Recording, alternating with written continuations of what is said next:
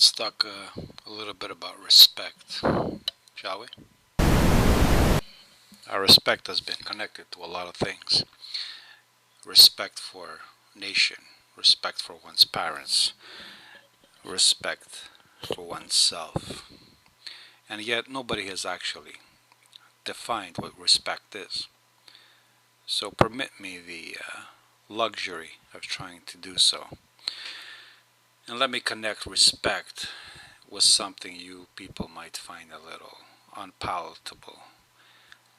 Let's connect respect with fear, and fear being nothing more than an extreme case of anxiety.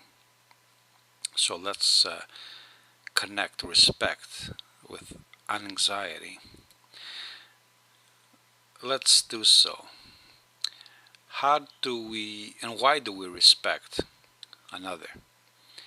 We always respect another because we fear, we presuppose, we hypothesize, we predict, we project that the other has the capacity, the potential, the probability of taking away from us something we already possess, or of withholding from us something we desire. For instance, we fear we are respectful towards a bigger man because we fear, we hypothesize that he has the capacity, he has the probability, he bears the probability of taking away from us something we value, which is our well-being, or even our life, for that matter. Why do we respect a mentor, a teacher? We respect them because we fear, we suppose, we hypothesize, we project that he has the capacity, he has the ability to prevent us from attaining what we need in this case.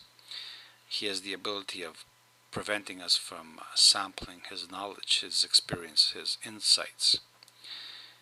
Why do we respect our parents, if we do?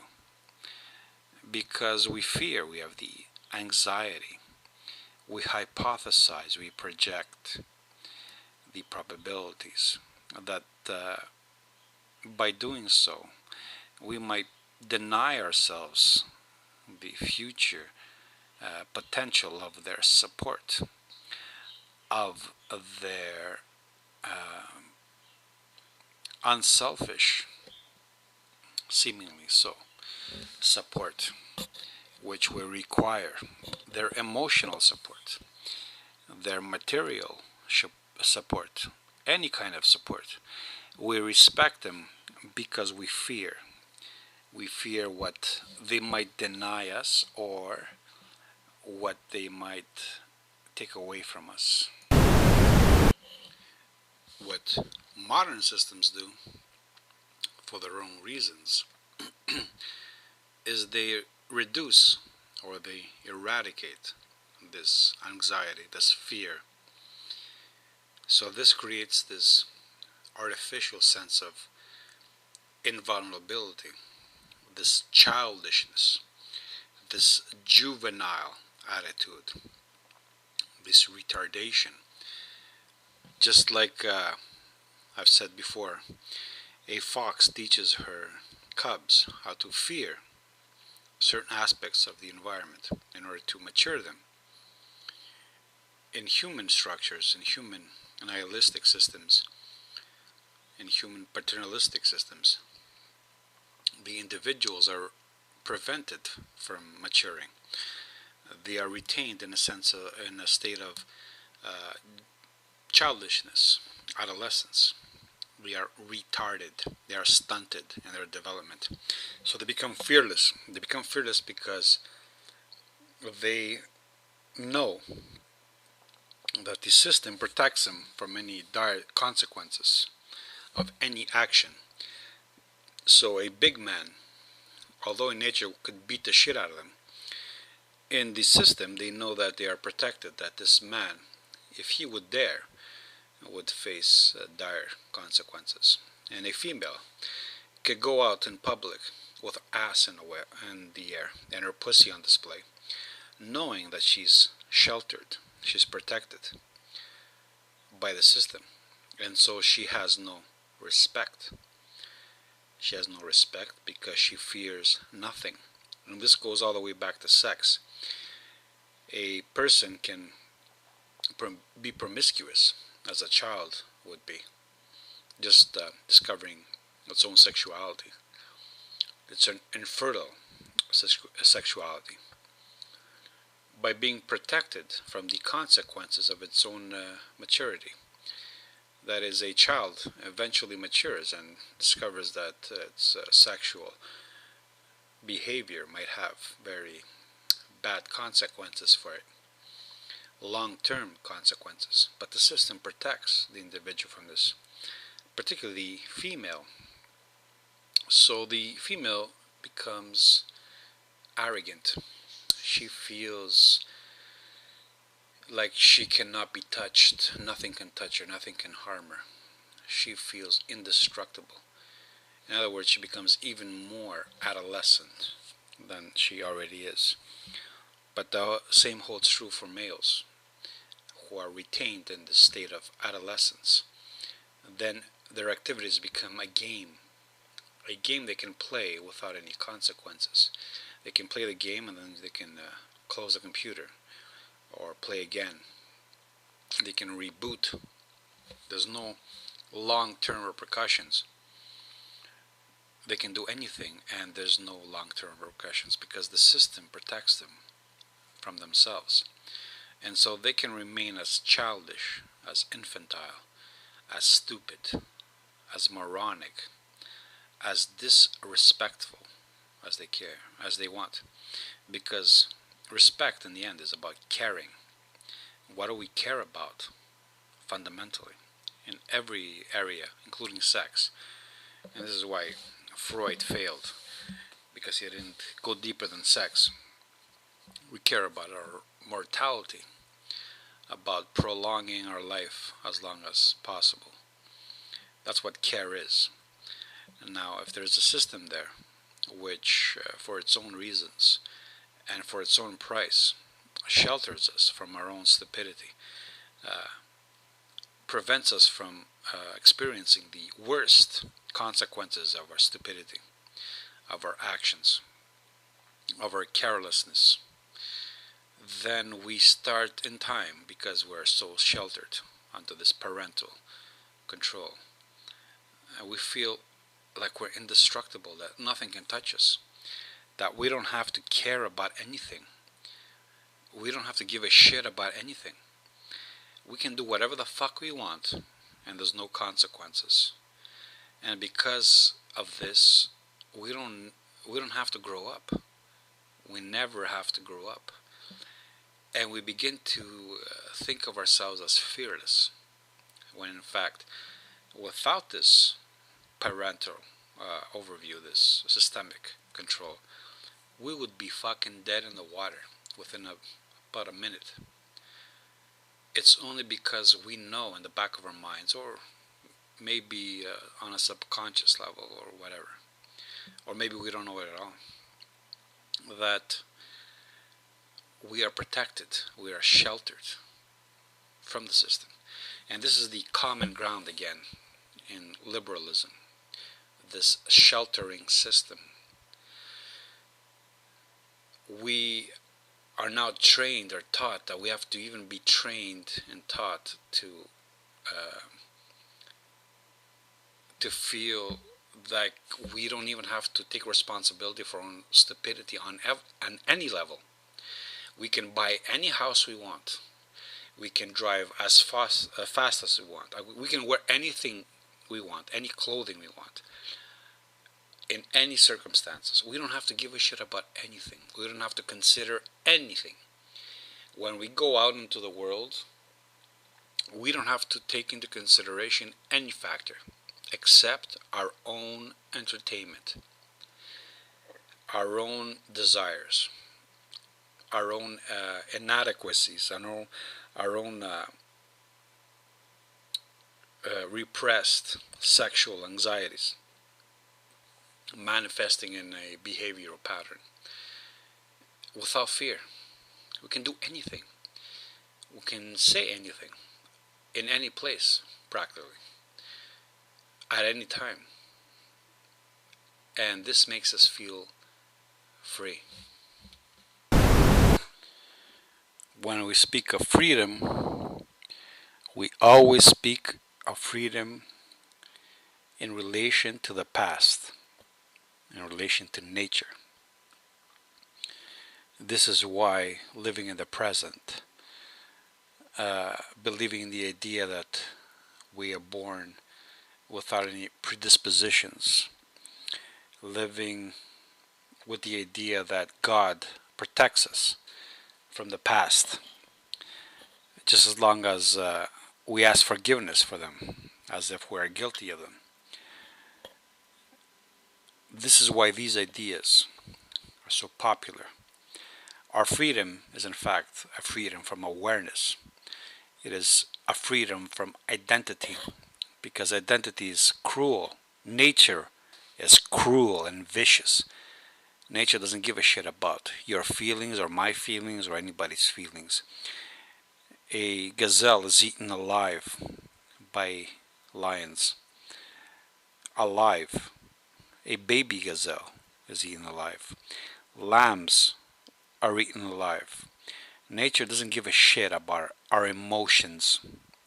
And this is what's so frightening. And this is the fear we want to escape. But by trying to escape it, by surrendering to these feel-good ideologies, these nihilistic ideologies that offer us this easy solution, this utopia, this paradise beyond death, this utopia and some coming future which will solve all our problems, which will correct our past, which will make our past inconsequential. This is why they're so attractive and so seductive. This is the seduction of nihilism. It is a negativity, because nihilism is in fact annulment, is a negativity that proposes or presents itself as a positivity. To deny nihilism today is to be someone who annuls nihilism, and two negatives make a positive. This is why Nietzsche presented himself as a nihilist. He was a man who nullified nihilism, not the world. He embraced the world, as the Greeks did. And this is why he embraced the Greeks. He embraced them as a people, and later the Romans, that accepted nature. They lived within nature. They lived in harmony with nature. And it was the infection that infected Rome that annulled all of this and presented itself to the masses, to the majority, as a positive. In this case, nihilism, again, nihilism being the overturning of definitions of realities. Nihilism presenting itself as a positive when in fact it is nullification. A nullification made possible and popular because human interventions upon nature had allowed the propagation of mutations that would have normally perished under normal circumstances, with culling, with disease, with just the normal interaction of the superior with the inferior. And these inferior genes were allowed to propagate. And by being allowed to propagate, because they were needed by the systems at the time to toil the soil and to fight in the war as fodder, they were allowed to persist. And they multiplied and multiplied until they gained such political clout as to demand their rights. First in Athens. This is why democracy emerged in Athens, because the rabble, the necessary rabble to sustain the populace, became so numerous that they had to be given something in return to integrate them into the system. There had to be some compromises made.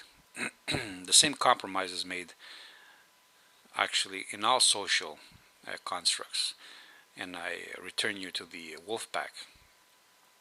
Unlike the lion pride, in the wolf pack, in order to integrate other males into the pack, because they are useful for the hunt or for defending the young, the alpha pale bring about, are permitted into the pack just as long as the males begin to take on feminine roles. That is, they are emasculated. All social interaction demands a feminization of some sort. The larger the social construct, the more severe the emasculation is. When we speak about the absence of respect, what we are speaking about is the absence of fear. And of course, fear has been made into a bad word in modern systems. Instead of it being a tool, as it always has been, as it evolved to be, fear being the primary emotion, according to me, which aids in the survival of the organism. Fear has been made into this sin, something that should be overcome and suppressed. In fact, when we talk about bravery, we don't talk about the absence of fear. We talk about the respect of fear. The absence of fear is mostly due to ignorance, when we don't know what is up ahead, when we don't know what will come of our activities, when we cannot project the possible repercussions of our actions, then we are fearless, simply because we are stupid. Stupidity is often mistaken for fearlessness, when in fact it is not. Courage, again, is not the absence of fear. It is the control of it. This is why a noble spirit does not hate his enemies, because hate is based on ignorance. A noble spirit knows its enemy. It knows its potential, its capacity, its possibilities. It accepts these, and it honors its enemies, because with these possibilities, potentials, these capacities, the enemy becomes a means through which the noble spirit sharpens its wit, sharpens its talents, retains its superiority, identifies itself as what it does not want to be. Without an other, there is no self. This is what disparity means. The other becomes a method through which you identify yourself. I am that which the other is not. Or I am not that which the other is. This is identity, and there's no hate involved in it. Again, hate is based on fear, on ignorance, just as anger. Anger is the extreme case of hate. Anger is an extreme reaction to ignorance. We are angry towards, let's say, the behavior of a virus, because we are incapable of understanding what the virus is. Once we understand what the virus is, we do not want to be the virus. We defend ourselves from the virus, but we also appreciate the virus because it keeps our autoimmune system strong. It keeps us healthy, in other words. We don't hate the virus. We simply guard ourselves. We care about what the virus is, and we guard ourselves against it. We don't become angry towards the virus. We come up with methods to defend ourselves against it, but we don't become angry about its nature. We don't blame it for what it is. We don't hate it for what it is. We simply defend ourselves against it, and we define ourselves in reaction to it, in juxtaposition to it. Therefore, the presence or the absence of respect, whether it be a respect of other or a respect of self, is always a product of fear. How much we fear, how much we care, and we only care by the amount of fear we have. How much we love ourselves, how much we care about the other's actions. So if we're ignorant or we're sheltered and we're fearless, then we have no respect for anything or anybody. This is why modern systems create a fearless self-indulgence, a fearless adolescent, feminized carelessness, a living in the moment, a worshipping of spontaneity, of not giving a shit about anything we do. This idea that we're free has been related to this idea of being carefree, and we're only carefree when there's an entity, a system, an institution, a mother or father entity above us, watching us, protecting us from ourselves, protecting us from the world, sheltering us from it. And that's what modernity is. It's an institutionalization. Of course, it doesn't come for free. And we can see this in feminism and the MRA. That's their common ground. They want to serve the system. They want to adhere to the system, to the system's principles and values. Just as long as the system reciprocates. That's why they demand from the system this and that, equality, when in fact in nature there's no such shit as equality.